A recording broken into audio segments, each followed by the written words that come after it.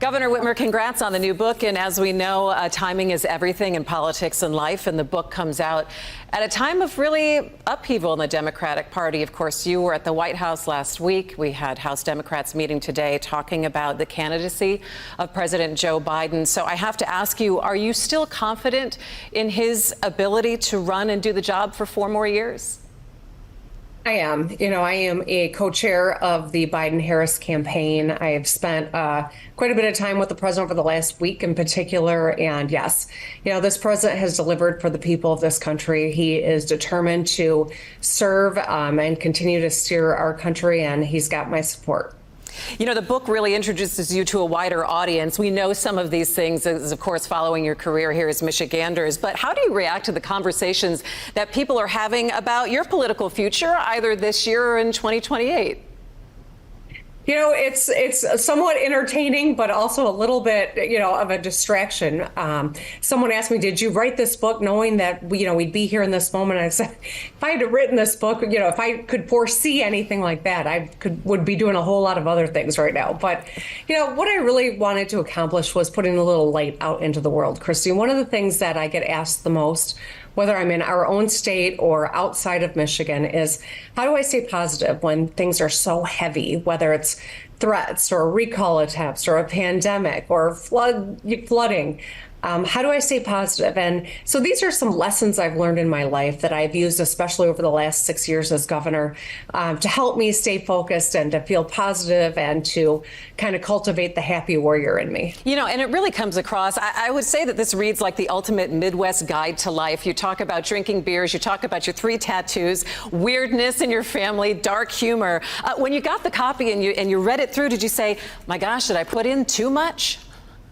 Well, the story about my principal and my bad judgment in high school was one that I think gave a lot of people a little anxiety. But you know what? It's real. I am a flawed person.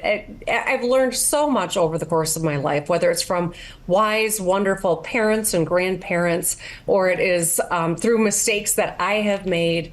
That's what I think makes me, who I am. And every one of us has those stories. So I didn't want to gloss over anything. I didn't want to share anything that was, not accurate. And so I think that this is a real kind of assessment of some of the big moments in my life that have helped me and informed who I am now. Yeah, you didn't gloss over anything. And I loved how the chapters were set up with just certain things. And I want to go through a couple of them. One chapter was called Run Toward the Fire. And you talk about several things that you learned, especially during COVID. And you took heat for a lot of the policies that you put in place during that time. Are there policies from that time or maybe any other in the last several years that you regret or that you would go back and change?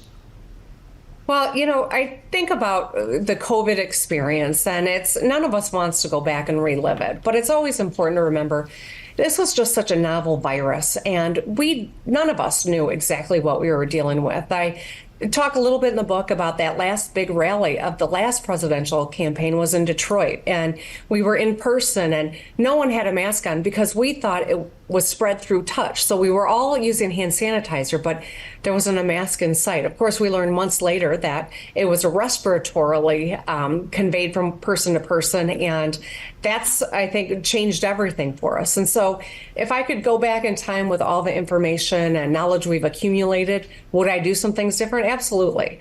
But I do recognize that in the moment, I was listening to the best experts we have in the state and around the nation and doing the best we could to keep people safe in a state that was hit really hard very early on from COVID. Yeah, in one chapter that was called Seek to Understand that I think that really kind of hit me as I read through it. You talk at length about the plot against your life, how it shook your security and how you feel when you go around in public places. At the end of the chapter, and it's almost a throwaway line, you say, quote, I do look forward to being able to talk face to face to the men who pleaded guilty on this. And I read that, and I think a lot of people would say, why? What do you think that you could possibly understand by having a conversation like that? Well, one of the things that I love to do is meet with people, talk to people from all across the state. I went into all 83 counties. I've done roundtables with farmers from Midland or around reproductive rights all across the state. That's, I think, what helps me stay focused on what matters and helps people. I do think that at some point, maybe when all the appeals are exhausted, that I would like to sit down with maybe one of the people that pled and cooperated with the government to understand, because it's not a rational reaction to someone telling you to wear a mask, to pick up guns and plot a murder. It's just not a rational reaction. So something else is going on there. And if I can learn something and it'll make me a better leader, it's worth having that conversation. If they can see the humanity in me, it's worth having it. Maybe none of that's possible and it wouldn't be a great use of time, but I still want to try. It was interesting also in that chapter, you know, your daughters, you said, will never go back to the family cottage in Elk Rapids to this day because it was being watched and cased out by several defendants in this case. You know, you signed up for the life of politics. They didn't. So I wonder how hard it's been to kind of reconcile as a parent and have the conversations with your daughters now about how maybe this has impacted your life of service, has impacted them, and how they feel about those defining moments.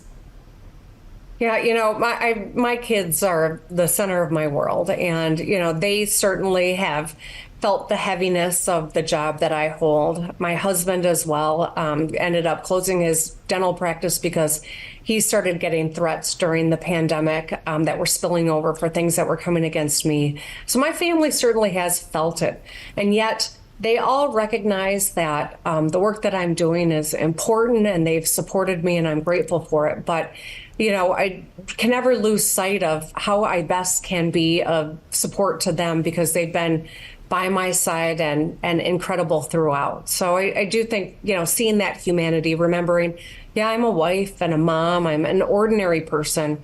Yeah, I got an extraordinary job and I've served under extraordinary time. But at the end of the day, I'm a human being too, and I think seeing the humanity in one another is something that maybe has been a lost art in politics of recent, but it's something I'm trying to make sure people remember. Yeah, along the line of parenting, you wrote that your dad told a reporter back in one of your campaigns, quote, "Gretchen knows she's not special." And I laughed out loud when I read that, because as parents, we all feel we need to tell their kids they are special at all times. And I was just curious, how do you think that shaped you? Well, it cracks me up because it came off as like, my dad doesn't really like me. That's not at all what he was communicating. Dad has always instilled in my sister and brother and me that every person matters. No one is inherently better than anyone else. Just by virtue of where you're born or where you grow up, you're not better than anyone else. What you do in life is what defines who you are. And I think that that's an important lesson that he instilled in us, that I hope that I've instilled in my kids too, that every person does matter. You're not inherently better than anyone else. We all have opportunities and duties and challenges, and hopefully we can rise to them and earn people's support and encouragement. Yeah, I love this one chapter. It was own your screw ups and forgive others. You know, it's something about forgiveness that is really difficult for people, because sometimes it shows weakness, especially I would think in politics with your political foes. How would you explain that? Well, you know, one of the stories in the book is about when I was going into my second term in the state house. My leader listed that I was going to be the appropriations chair, and that's not really the minority leader's job. It comes from the Speaker of the House. And the Republicans were pretty mad. They threatened not to make me the Democratic lead on appropriations.